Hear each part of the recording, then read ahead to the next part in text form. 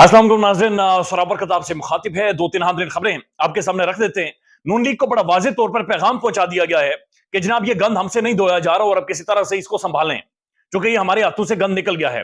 फिर साथ साथ बैनुल अक़वामी खबरें, यानी इसके ऊपर द गार्डियन, दुनिया भर का न्यूज मीडिया अखबारात काजी फाइज ईसा साहब के हवाले से लिख रहे हैं और पाकिस्तान के अंदर जो कुछ हुआ है, जो कमिश्नर रावलपिंडी ने किया है, वो सब कुछ बाकायदा से लिखा जा रहा है और चीजें खुलकर सामने आ रही हैं।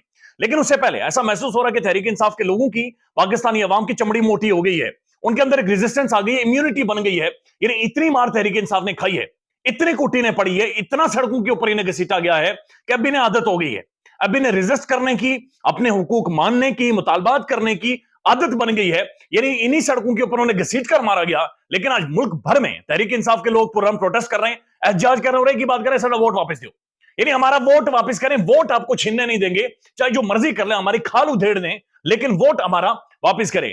तहरीक इंसाफ के वो लोग जो टीवी पर आकर बातचीत नहीं करते थे, प्रेस कॉन्फ्रेंसेस नहीं करते थे, आज 6-6 7-7 इकट्ठे होकर प्रेस कॉन्फ्रेंसेस करते हैं और जुगतों पर जुगते हैं, मारते हैं, मजाक ठट्ठे इनके उड़ाकर उन्होंने रखे हुए हैं। और पूरा बैनुल अक़वामी मीडिया जहां पर तहरीक इंसाफ की बात होती है वहां पर पहुंच जाता है और ये खुद भी पूरे इंटरनेशनल मीडिया को बाकायदा से इंगेज करके उनके सामने सारा खुलासा रखे हुए हैं।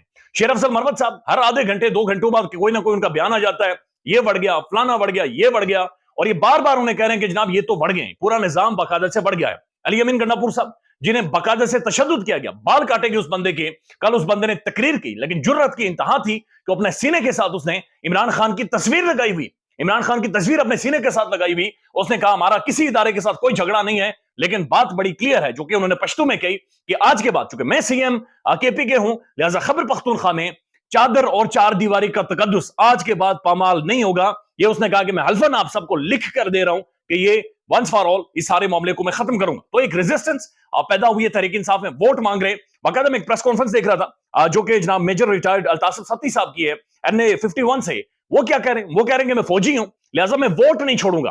इस वोट की इंपॉर्टेंस इनकी जान से ज्यादा हो गई है। पहले ये उनका क्लिप देख लें। मैंने तो अपने आरओ के खिलाफ मैं FIR कटवाने के लिए चला गया, 2 जगहों से वो होके नहीं हुई, तो फिर मैं जो है ना वो 22A के तहत गया। मामला इन प्रोसेस है, मैं उसको छोड़ूंगा नहीं, किसी सूरत में नहीं छोड़ूंगा, मैं भी फौजी आदमी हूं। लेकिन ये मामला जो है, जो कुछ हो रहा है, ये टोटली गलत हो रहा है। इससे पहले ये आवाम का पैसा लूटते रहे, आज इन्होंने आवाम का मैंडेट लूटा है।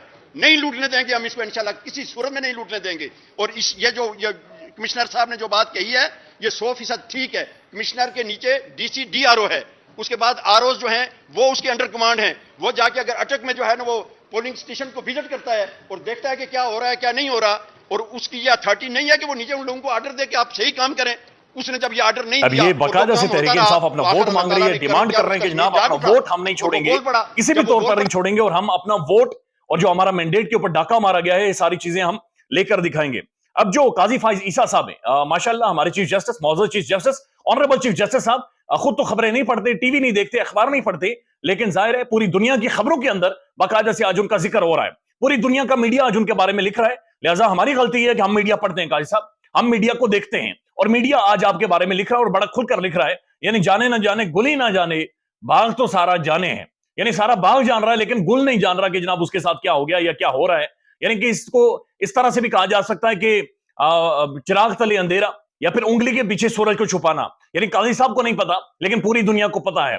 काजी साहब की कल एक वीडियो तो आई थी जहां पर इंसानी हुकूक की यादगार बनाई जा रही है, तो लोग ये दरखास्त कर रहे हैं, डिमांड कर रहे हैं कि काजी साहब बराए मेहरबानी वो जो यादगार है उसे मिस्त्री तो बना देंगे, लेकिन ये जो इलेक्शन के अंदर मिस्त्री कर गए हैं, ये जो इलेक्शन करवाने वाले जो मिस्त्री थे, इन्होंने जो डिटाई की है, जरा ज्यादा इन मिस्त्रियों के बारे में देखें। वो जो काम है साइट वाला, वो कोई भी पाकिस्तान का आम बंदा या शहरी जाकर देखकर आएगा कि मिस्त्री ठीक काम कर रहे हैं या नहीं कर रहे, रोटी उन्हें टाइम पर मिली है या नहीं मेरी बात, जो भी बाकी चीजें अच्छी बात है काजी साहब देख रहे हैं। अब ये द गार्डियन बैनुल अक़वामी अखबार जरीदा लिखता है, senior Pakistani officials admit action rigging as the protest grip country. चट्टा said there was much pressure on him that he contemplated suicide, that he then decided to make a public confession। कि वो कह रहे हैं कि चट्टा ये कह रहा है कि जनाब ये जो कुछ मामला, ये सारा कुछ था, ये मेरे ऊपर इतना दबाव डाला गया कि मैं बिल्कुल डिस्टर्ब हुआ हूं और मैं उसके बाद कुछ भी कर सकता था। साथ साथ वो ये कह रहा है कि प्रेशर डालकर मुझसे रिगिंग करवाई गई है, प्रेशर डालकर मुझसे बाकायदा से धांधली करवाई गई है। और ये सिर्फ द गार्डियन नहीं है, बल्कि दुनिया भर का अखबार इस बारे में लिख रहा है और इसके ऊपर सवालात उठा रहा है। अब ये काजी साहब चूंकि डॉन अखबार उनके बकौल वो पढ़ते, तो डॉन अखबार का ये आज का एडिटोरियल है, केओस अनफोल्डिंग, यानी कि तूफान आने वाला है। जो तूफान है घमासान है वो मजीद बचने वाला है। इसके अंदर वो पहले सारी उसकी स्टेटमेंट लिखते हैं। काजी साहब को अगर ना पता हो तो कम से कम डॉन अखबार का वो आज का एडिटोरियल जरूर पढ़ेंगे। वहां पर उसका जो दूसरा पैराग्राफ है उसके मैं कुछ एक चीजें आपके सामने पढ़ देता हूं, फिर बताते हैं कि नून लीग को क्या बता दिया गया है। उसके अंदर लिखा गया है, a commissioner is no ordinary officer. Commissioner एक आम बंदा नहीं है मेरे जैसा। There are some of the most powerful bureaucrats in service. बड़े तगड़े ब्यूरोक्रेट होते हैं सर्विस में। Hand picked by the state. रियासत उन्हें पिक करती है to oversee the entire administrative divisions. यानी कि जिस डिवीजन के वो कमिश्नर होते हैं उसके तमाम तर मामलात को रियासत उन्हें पिक करके जिम्मेदारी देती है कि जनाब ये आप जिम्मेदारी लें और आपने इन सारे मामलात को देखना है। अब ये चट्ठा के बारे में लिखा गया आगे। By virtue of their position, they exercise immense power and influence over the machinery of the state. It is therefore no surprise that Mr. Chatta's confession has caused quite a storm. कि चट्ठा की जो confession है, चट्ठा ने जो बताया है उसने तूफान बर्पा कर दिया है। लेकिन मुअज़्ज़ज़ काजी फाइसा साहब को नहीं पता कि मुल्क में तूफान आया हुआ है। वो पूछ रहे हैं कि हुकूमत किसकी बनी, वज़ीर आज़म कौन बना है। It has been widely extolled as an example of the bureaucratic resistance pressure from the powerful quarters as choosing to stand on the right side of the history. वो कहते हैं दुनिया भर में ऐसा होता है कि ब्यूरोक्रेट्स खड़े हो जाते हैं और रेजिस्ट करते हैं प्रेशर को और बाकायदा से खुलकर बता देते हैं। उसके बाद वो लिखते हैं कि however one must also remain wary of the confirmation biases. Human have a tendency to believe anything that affirms what we already hold to be true.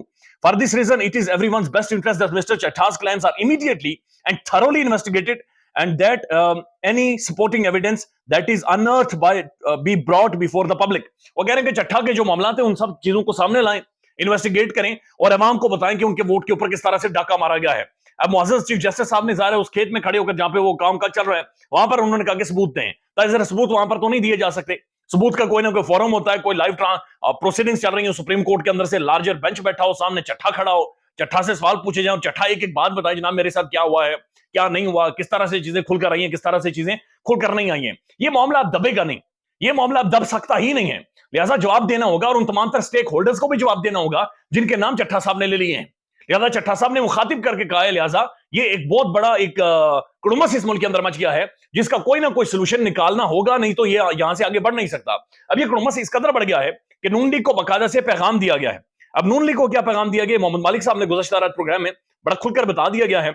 और नून लीग को वो मोहम्मद मालिक साहब ये कहते हैं कि नून लीग को ये कह दिया गया है कि मरकज में हुकूमत बनाएं, यानी कि मियां नवाज शरीफ साहब को मुल्क में लाया गया कि आपको वज़ीर आज़म बनाएंगे। लेकिन पाकिस्तानी अवाम के बारे में वो जानते नहीं थे। वो सोचते थे शायद मैं उन्हीं को छोड़कर गया हूं जो सोए हुए लोग थे, जिन्हें मैं गोली दे देता था, मोटरवे दूंगा, जहाज दूंगा, फैक्ट्री दूंगा। यानी मियां साहब पूछते रहे पहाड़ के पीछे क्या है, तो वो पहाड़ के पीछे पता नहीं, उन्होंने कहा पहाड़ के पीछे से मोटरवे आएगी। फिर पूछा गया मरी में ये दरख्त किस चीज के, उन्होंने कहा दरख्तों के बीच में से मोटरवे आएगी। तो मियां साहब शायद मोटरवे का लॉलीपॉप लेकर आए थे, लेकिन अवाम जाहिर है उसके अंदर शाऊर मौजूद है। अवाम कुछ और सोच रही है, अवाम कुछ और देख रही है। अवाम एक लीडरशिप चाहती है जिसके ऊपर लोगों का एतमाद और जो ग्लोबली उन्हें रिप्रेजेंट करे, जो उनकी एक पहचान बने। लिहाजा नून लीग को यह बता दिया गया है कि वफाक में भी हुकूमत बनाएं, यानी मरकज में भी हुकूमत बनाएं और बनाएं किसी ना किसी को वजीर आजम, वरना पंजाब की हुकूमत भी भूल जाएं। सीनियर साफी मोहम्मद मालिक का तजिया, नून लीग फंस गई है। नून लीग को कहा जा रहा है कि हमने आपका गंद उठाया है, बदनाम हम हुए हैं, अब आपको वफाक में हुकूमत बनानी पड़ेगी वरना हम आपको पंजाब भी नहीं लेने देंगे। यानी मरीम साहबा को जो पंजाब में लॉन्च किया जाना था, मरीम साहबा जिनके बारे में अभी भी ज़ाहिर एक ओपिनियन मौजूद है कि अभी एक्सपीरियंस नहीं है, वो एक्सपीरियंस नहीं है एडमिनिस्ट्रेटिव मामलात और सबसे बड़ी सूबे को चलाने के लिए। तो लिहाजा बेहतर यह है कि पूरे सूबे को बर्बाद ना करे पाकिस्तान के सबसे बड़े, उससे बेहतर है कि मुल्क की वज़ीर आज़म बनकर पूरे मुल्क को ही बर्बाद कर दें। यानी यह भी सोचा जा रहा है कि पूरे मुल्क को ही बर्बाद करवा दें उनके हाथों से। लेकिन बहरहाल कोशिश पहले कोशिश की जा रही है कि पाकिस्तान के सबसे बड़ी सूबे में एक उन्हें लगाया जाए और वहां से उनसे मामला चलवाए जाए। नून लीग फंस गई है। नून लीग को यह कहा जा रहा है कि हमने आपका गंद उठाया है, बदनाम हुए हैं, अब आपको वफाक में हुकूमत बनानी पड़ेगी वरना हम आपको पंजाब भी नहीं लेने देंगे। अगर वफाक में मुस्लिम लीग की हुकूमत नहीं बनाती तो फिर मरियम नवाज भी पंजाब में वजीर आला नहीं बन सकती। यह बड़ा वाज़ेह तौर पर मरियम साहबा को और नून लीग को पैगाम पहुंचा दिया गया है और मोहम्मद मालिक साहब के मुताबिक यही सब फाइनल हो चुका है कि जनाब पंजाब नहीं देंगे जब तक आप वफाक में हुकूमत नहीं बनाएंगे। यानी नून लीग को अब घसीट कर लाया जा रहा है और हुकूमत का जो फंदा है वो उनके गले में डाला जाएगा। यानी इस कुर्सी जो वजीर आजम इमरान खान से छीनी गई थी, बीइंग अ प्राइम मिनिस्टर, जो खान इस कुर्सी के ऊपर बैठा था, जिसकी इज्जत थी, जिस कुर्सी के लिए पूरा एक लार्जर अलायंस बना, एक नेक्सस बना, और उसी कुर्सी के लिए मौलाना फजलुर रहमान ने, मौलवी फजलुर रहमान साहब ने एक रिजीम चेंज पाकिस्तान में करवाई, जिन्हें आजकल तहरीक इंसाफ बहरहाल दाने डाल रही है और दाने डालकर सियासी तौर पर जाहिर है उनसे भी एक माहौल बना रहे। तो ये और राज भी बहुत सारे सच भी उगलवा रहे हैं। तो ये सारी चीजें, यानी जिस कुर्सी के लिए पूरी हुकूमत गिराएगी, रिजीम चेंज की गई है, वही कुर्सी आज इनके गले का फंदा बन गई है और ये उस कुर्सी पर बैठने पर इन्हें तपश महसूस होती है। ख्याल रखिएगा अपना। अल्लाह हाफिज।